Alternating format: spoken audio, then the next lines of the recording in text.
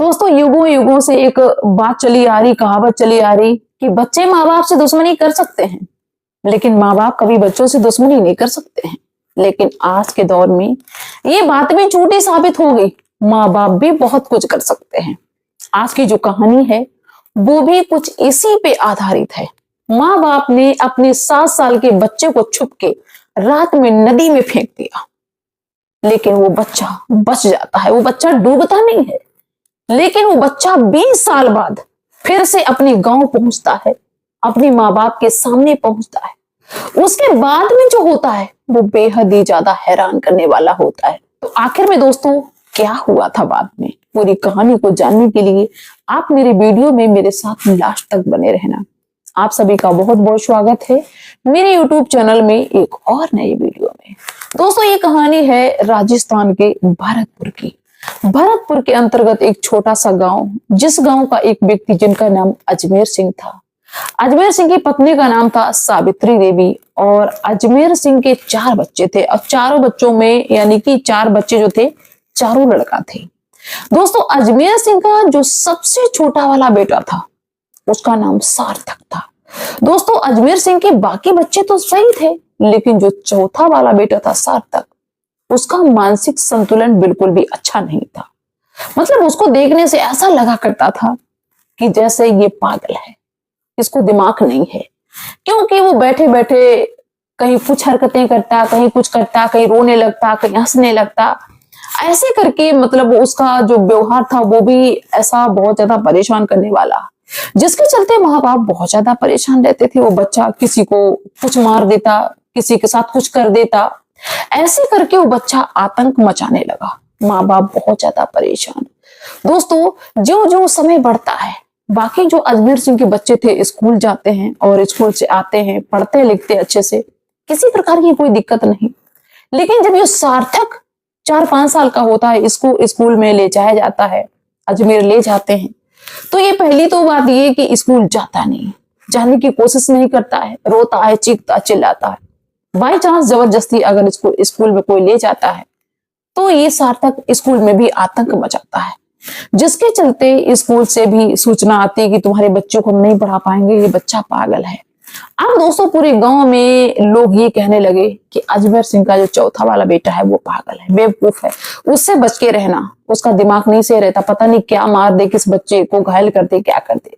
जिसके चलते लोग उसको अपने घर में तक नहीं घुसने देते, दरवाजे पे खड़ा तक नहीं होने देते थे। दोस्तों अजमेर सिंह को इस बात पे बहुत ज्यादा शर्मिंदगी महसूस होती थी कि लोग क्या कहेंगे, रिश्तेदारी में लोग क्या कहेंगे, और इसकी वजह से हो सकता है कि मेरे जो बाकी सही बच्चे हैं उनकी जिंदगी में रुकावट आ जाए, उनके शादी ब्याह में दिक्कत हो जाए या बाकी चीजों में दिक्कत हो जाए, शर्मिंदगी उठानी पड़े। पता नहीं भगवान ने मुझे ऐसा बेटा क्यों दे दिया है। दोस्तों जब ये बच्चा जो सार्थक था 6 साल का हो जाता है, तब इसका जो आतंक है वो और भी ज्यादा बढ़ जाता है और कोई भी ऐसी बात नहीं करता तौर तरीके की जिससे कभी ये लगे कि हाँ इसका दिमाग कभी तो सही रहता है। दोस्तों अजमेर सिंह बहुत ज्यादा परेशान होते हैं, कई लोगों से पूछते हैं, संपर्क करते हैं कि मैं इसका क्या करूं। लोग बस ये कहते हैं ये पागल है, इसका कुछ नहीं हो सकता है। लेकिन एक दिन की बात है, एक दूसरे गांव का आदमी आता है, वो अजमेर से कहता है उस बच्चे को देख के कि तुम ऐसा करो, तुम्हारे बच्चे के ऊपर ऐसा लगता है किसी का साया है। एक बाबा जी हैं, एक बाबा के बारे में बताया सब कुछ कि वहां पे चले जाओ और वो सब कुछ बता देंगे, इस बच्चे को देख के इसको सही भी कर देंगे। अगर किसी ये भूत प्रेत का साया होगा हो सकता है सही हो जाए। दोस्तों अजमेर सिंह उस व्यक्ति की बात को मान लेते हैं और चल देते हैं भाई अपने बेटा सार्थक को लेके उस बाबा के पास में। जैसा कि उस व्यक्ति ने एड्रेस बताया था, पता बताया था, वहां पे पहुंच जाता है, बाबा के पास में पहुंचता है। अब दोस्तों क्या होता है कि बाबा उस बच्चे को देखता है, सार्थक को, तो सार्थक को देख के बाबा ने जो बात बताई उस बात ने तो अजमेर को हिला डाला अंदर तक। दोस्तों बाबा ने ये कहा उस बच्चे को देख के, उसका हाथ साथ देखा कि इसकी कुंडली में बहुत बड़ा दोष है। ये जो बच्चा तुम्हारा है ये तुम्हारे घर में मुसीबत का कारण बनेगा, तुम्हारे घर में बहुत बड़ी आपदा आ सकती है अगर ये बच्चा तुम्हारे घर में रहेगा। ये बच्चा तुम्हारे घर के लिए बहुत ज्यादा मनुष्य है, कुछ भी हो सकता है तुम्हारे घर में। हो सकता है कि बाकी जो तुम्हारे बच्चे हैं उनकी मौत हो जाए अगर ये बच्चा घर में रहा। दोस्तों अजमेर बहुत ज्यादा परेशान होते हैं। अजमेर कहते हैं कि बाबा जी ये क्या है, अब मैं क्या करूं। दोस्तों बाबा कहते हैं कि इस बच्चे को अपने परिवार से दूर रखने की कोशिश करिए। अगर ये परिवार पे रहेगा तो किसी पर भी किसी वक्त मुसीबत आ सकती है। दोस्तों वहीं से अजमेर का दिमाग सनक जाता है। अब पागल था वो तो चलो चल रहा था, अब उसकी वजह से पूरा घर मुसीबत में आ जाएगा, ये तो बात बहुत ज्यादा हैरान करने वाली थी। दोस्तों अजमेर सिंह के दिमाग में अब कुछ भी नहीं आ रहा है। बैठे बैठे अजमेर सिंह सोचते हैं, जब पहुंच जाते हैं अपने गांव में, घर में पत्नी उनकी पूछती हैं तो वो पहले तो कुछ नहीं बताता है, खुद ही सोच विचार में पड़ जाता है कि इसका क्या करना चाहिए। तब दोस्तों अजमेर के दिमाग में एक आइडिया आता है, एक बात आती है कि क्यों ना इस बच्चे को खत्म कर दिया जाए, और इस तरीके से खत्म किया जाए कि किसी को शक भी ना हो कि मैंने खुद इसको खत्म किया है। क्योंकि ये पागल जैसा है और लोगों को पता है कि ये कहीं भी गिर जाता है, कुछ भी करता है। कई बार उसने आग में पैर रख लिया, कई बार नदी में डूबते डूबते बचा। ऐसा ना करें कि इसको नदी में फेंक दें चुपके से, और इसके बाद में लोगों को बता देंगे भाई मैंने जान ही नहीं पाया, पता नहीं ये कब का कैसे कूद गया, क्या किया। लोग सोचेंगे कि हाँ ये सच में पागल था, ऐसा कर लिया होगा, हो गया होगा, कोई मुझ पे इल्जाम नहीं लगाएगा और मेरे घर की जो बला बाधा है, मुसीबत है, वो भी खत्म हो जाएगी। दोस्तों ये विचार अपना लेके भाई अजमेर पहुंचते अपनी पत्नी सावित्री के पास में। सावित्री को बताया कि सावित्री ऐसी ऐसी बात है, बाबा ने ये बताया है कि ये बच्चा मेरे घर के लिए मनहूस है, अगर ये रहा तो मेरे बाकी जो अच्छे बच्चे हैं उन पे भी मुसीबत आ सकती है, वो भी खत्म हो सकते हैं। और इसका हम वैसे भी क्या करेंगे जब इसका मानसिक संतुलन ही सही नहीं है, तो इसका होना ना होना मेरे लिए कुछ नहीं है। ऐसा करते हैं कि इसको हम खत्म कर दें तो अच्छा रहेगा। वैसे भी लोगों को पता है कि पागल है, कुछ भी कर लेता है, कहीं भी गिर जाता है। दोस्तों सावित्री ने बात सुनी। सावित्री को तो ऐसा लगे कि जैसे भाई किसी ने 11,000 का करंट दे दिया। सावित्री कहती है अरे ये कौन सी बात है भाई, अपने बच्चे को फेंक दे। लेकिन दोस्तों अजमेर ने उसको इतने अच्छे तरीके से समझाया कि देखो हम भी इसको चाहते हैं, लेकिन तुम ये सोच के देखो अगर इसकी वजह से मेरे जो अच्छे बच्चे हैं वो भी इस दुनिया को छोड़ के चले जाएं, फिर हम क्या करेंगे। इसका तो वैसे भी कुछ नहीं होना है और हम फेंक देंगे, कौन जानेगा, कोई नहीं जानेगा। दोस्तों ऐसे करके जब वो अजमेर समझाता है अपनी पत्नी को, तो सावित्री के भी ये बात समझ में आ जाती है। सावित्री को भी लगता है कि हाँ सच में अगर ये घर में रहा तो मेरे बाकी बच्चों पे भी मुसीबत आ सकती है और ऐसा हम नहीं कर सकते। कोई बात नहीं, थोड़ी देर की तो बात है, फेंक देंगे चुपके से। दोनों पति पत्नी एग्री हो जाते हैं, दोनों के विचार दोस्तों मिल जाते हैं और इंतजार करने लगते हैं रात का। और उसी गांव के पास से होके एक नदी गुजरती थी। दोस्तों दोनों पति पत्नी विचार बनाते हैं और रात के जब 12 बजते हैं पूरा गांव सो जाता है। उस बच्चे को सोता हुआ छुपके मां उठाती है और दोनों पति पत्नी अजमेर और सावित्री पहुंचते हैं नदी के पास में और नदी में फेंक देते हैं। दोस्तों बच्चा जैसे ही नदी में गिरता है, बच्चे की तो आंख भी खुल जाती है और वो बच्चा चिल्लाता है कि मुझे बचा लो, मुझे बचा लो। बच्चा समझ गया था कि मेरे पिताजी ने मुझे फेंका है, मेरी माँ ने मुझे फेंका है। वो बच्चा चीखता रहा, चिल्लाता रहा, लेकिन सावित्री ने नहीं सुना और ना अजमेर ने सुना। दोनों चुपचाप वहां से चले जाते हैं और खुश भी होते हैं कि चलो ये मुसीबत टली, ये बला टली। अब घर में पहुंचते हैं और आराम से दोनों सो जाते हैं पति पत्नी। दोस्तों सवेरा होता है और सावित्री ने ड्रामा करना शुरू कर दिया कि पता नहीं मिल ही नहीं रहा है, शाम से परेशान है, मैंने सोचा कि किसी के यहाँ हो सकता है सो गया हो। सावित्री सबके घर पे पूछती हुई घूम रही, लेकिन कोई कहता मुझे नहीं मालूम, कोई कहता मुझे नहीं मालूम।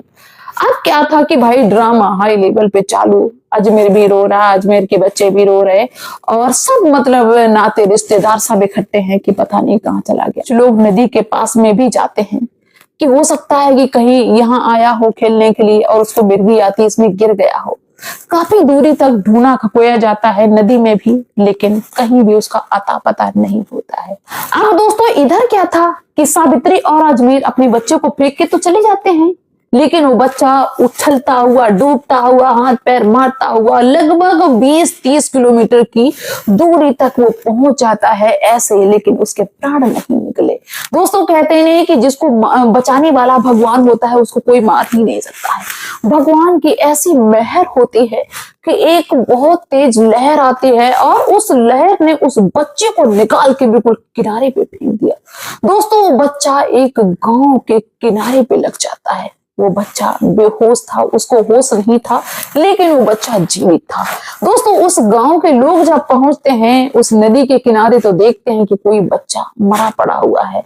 सबको बुलाया जाता है, तो भाई जब उसको देखा जाता है तो देखते हैं कि ये बच्चा तो जिंदा है, इसकी सांसें चल रही हैं, लेकिन ये बेहोश है। दोस्तों पुलिस को भी सूचना की जाती है, पुलिस भी वहां पे पहुंचती है, पुलिस उस बच्चे को अपने साथ ले जाती है। इसके बाद में सारी कार्रवाई होती है कि बच्चा किसका है, कैसे है, लेकिन कहीं भी कुछ जब सुराग नहीं लगता है तो क्या होता है कि जयपुर का जो बाल सुधार गृह होता है वहां पे उस बच्चे को भेज दिया जाता है। वहीं पे सरकार के द्वारा उस बच्चे का पालन पोषण होने लगता है और भी वहां पे बहुत सारे बच्चे होते हैं। वहां पे दोस्तों क्या होता है कि जो लोग बच्चे को अडॉप्ट करना चाहता है यानी कि गोद लेना चाहता है वो वहां से गोद भी लोग ले जाते थे।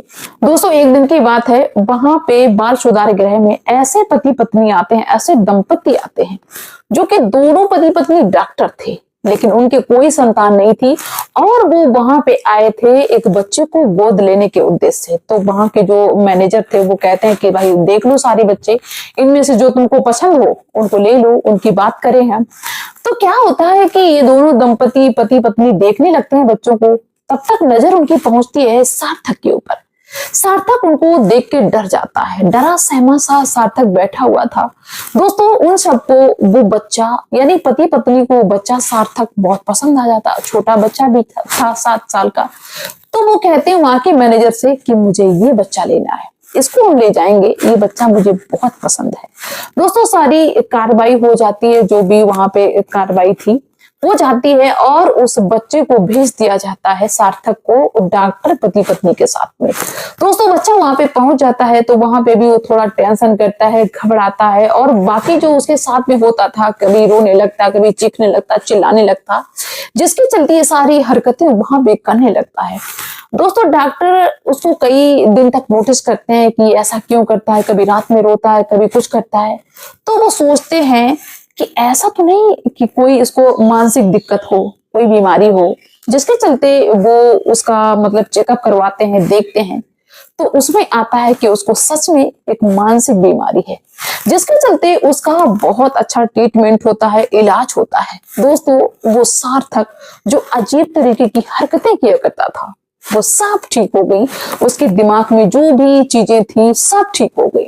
अब दोस्तों वो नॉर्मल बच्चों की तरह रहने लगा, नॉर्मल बच्चों की तरह बिहेव करने लगा और पढ़ाई लिखाई भी करने लगा। अब क्या था, वहां से उसकी कहानी नई शुरू हो जाती है। वो अच्छे से अच्छे स्कूल में पढ़ता है और उसकी सारी समस्याएं तो खत्म हो ही चुकी थी और इसके बाद में सारी शौकें, हर वो चीज उसको मिलने लगी जिसको उसने कभी सपने में भी नहीं सोचा था। दोस्तों अच्छे अच्छे नंबरों से वो हर क्लास को टॉप करता है, 10th 12 बढ़िया नंबरों से। इसके बाद में क्या होता है कि ग्रेजुएशन को कंप्लीट करता है। दोस्तों एमबीबीएस की डिग्री, यहाँ तक कि जितनी भी डॉक्टर की डिग्री होती है वो बच्चा सार्थक सब कर लेता है और एक दिन ऐसा आ जाता है कि वो बहुत बड़ा शहर का नामी डॉक्टर बनता है। उसके माता पिता बहुत ज्यादा खुश और एक वक्त दोस्तों ऐसा भी आ जाता है कि उसको उसी गांव के नजदीक जाना पड़ा, किसी काम से जहां से उसका गांव नजदीक पड़ रहा था। दोस्तों वो बस विचार बनाता है कि मुझे अपने गांव में भी जाना है। दोस्तों उसको सब कुछ याद था क्योंकि 6-7 साल की उम्र में बच्चा सब कुछ जानने लगता है, लेकिन कभी भी उसने माँ बाप से मिलने की कोशिश नहीं की और इस बात का जिक्र भी किसी से ज्यादा नहीं किया और ऐसे अपने दिन गुजारते रहा।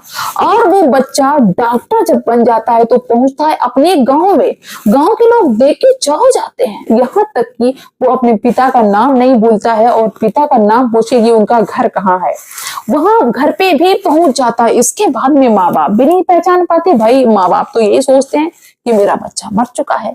लेकिन जब उसने अपने माँ बाप को अपनी हकीकत बताई और भी गांव के लोग इकट्ठे हो गए, सबको अपनी हकीकत बताई कि मैं सार्थक हूं, मैं वही सार्थक हूं जो मैं पागल था, बेवकूफ था, अजीब तरह की हरकतें करता था। आज मैं बहुत बड़ा शहर का डॉक्टर बन चुका हूँ। मेरे माता पिता ने मेरी जिंदगी बनाई है, मुझे इस काबिल बना दिया। लेकिन ये जो मेरे माता पिता बैठे हुए हैं, अजमेर और सावित्री, तुम लोग जानते हो, गांव वालों से कहा कि तुम लोग जानते हो कि इन्होंने मेरे साथ में क्या किया था। तुम लोगों को पता था कि सार्थक मर चुका है, लेकिन सार्थक कैसे मरा है? क्या तुम लोगों ने इस बात को जानने की कोशिश की? दोस्तों, गांव वाले अब इस बात को, इस सच्चाई को जानने के लिए बहुत ज्यादा आतुर सभी लोग खड़े हैं। और बीच में लगभग 20-25 साल का समय बीत गया, तो सभी लोग आतुर हैं कि भाई क्या हुआ। गांव वाले कहते हैं कि तुम्हारे पिताजी ने कहा कि सार्थक मिल ही नहीं रहा है, जिसके चलते भाई हम सब लोगों ने सोचा कि हो सकता है नदी में डूब गया हो। सार्थक बताता है कि मेरे माता पिता ने रात के 12 बजे उठ के मुझे नदी में फेंक दिया, लेकिन मुझे नहीं पता कि उन्होंने मुझे क्यों फेंका है। आज दिन तक मेरे यही समझ में नहीं आया। तब दोस्तों, सार्थक के जो पिता थे उनसे गांव वाले पूछते हैं, जो गांव गली के बड़े बूढ़े थे, और सावित्री से पूछते हैं कि भाई आखिर में तुमने अपने बच्चे को क्यों फेंका था। तब अजमेर ने पूरी हकीकत बताई। वो बाबा वाली की बाबा ने ऐसे कहा था, अगर ये घर में बच्चा रहा तो तुम्हारा घर ही खत्म हो जाएगा, जो तुम्हारे अच्छे बच्चे हैं उन पे भी मुसीबत आ जाएगी, जिसके चलते मैंने इसको खत्म करने का विचार बनाया और दोनों पति पत्नी ने मिलकर इसको नदी में फेंक दिया। दोस्तों, इस बात को सुन के जो सार्थक के भाई और थे, पहले तो छोटे थे लेकिन अब वो जवान हो चुके हैं, बड़े हो चुके हैं, वो भी इसका बहुत ज्यादा विरोध करते हैं। और गांव वाले तो अजमेर को और उसकी पत्नी को हत्यारा साबित कर देते हैं, जिसके चलते उनको समाज से अलग कर दिया जाता है। गांव वालों ने कहा कि तुम समाज में रहने के काबिल नहीं हो, तुमने इतना बड़ा अपराध कर दिया, तुम हत्यारे हो, तुम अपने बच्चे के हत्यारे हो। ये तो उसका दूसरा जन्म है, उसके दूसरे माता पिता है, लेकिन तुमने तो अपने बच्चे को मार ही दिया, जिसके चलते अजमेर सिंह को इतनी बड़ी सजा मिल जाती है कि समाज में मुंह दिखाने के काबिल नहीं रहते हैं। और उस बच्चे से भी हाथ धो बैठे, जो चौथा बच्चा था। शायद है कि अजमेर सिंह उस बच्चे का कहीं इलाज कराते तो उसका जो मानसिक संतुलन था वो ठीक हो जाता। और ये जो बाबाओं के चक्कर में लोग पड़े रहते हैं, ये लोग जब तक बाबाओं के चक्कर में पड़े रहेंगे तब तक किसी का भी घर सुधर नहीं सकता, जो बाबाओं के चक्कर में पड़े रहेंगे। अजमेर सिंह और सावित्री बहुत कोशिश करते हैं अपने बच्चे को रोकने की, सार्थक को रोकने की, और कहते कि बेटा मुझे माफ कर दो। लेकिन सार्थक ने कहा कि नहीं, तुम मेरे माता पिता थे तब से, लेकिन अब मेरे रियल में माता पिता दूसरे हैं। अब तुमसे मेरा कोई रिश्ता नहीं, इसलिए मुझे बिल्कुल भूल जाओ।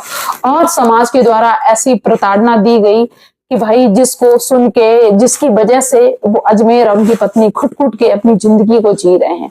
तो दोस्तों, इस कहानी को सुनाने का मेरा एक ही उद्देश्य है कि देखिए, पहली बात तो ये है कि हर मर्ज का मेरे हिसाब से इलाज होता है, दवाई होती है, उसको दिखाने की, चेक करवाने की कोशिश करिए, डॉक्टर से मिलिए अगर किसी के साथ में भी ऐसा होता है फैमिली मेंबर में। और दूसरा, बाबाओं के चक्कर में तो बिल्कुल ना पड़िए। बाबाओं के चक्कर में जो भी पड़ा उसका घर बर्बाद हुआ। अंधविश्वास में ना रहिए और कोई भी ऐसा जघन्य अपराध ना करिए। आप लोग अपनी राय अवश्य रखना। मिलते हैं नेक्स्ट वीडियो में, नेक्स्ट डे तक के लिए बाय सभी को।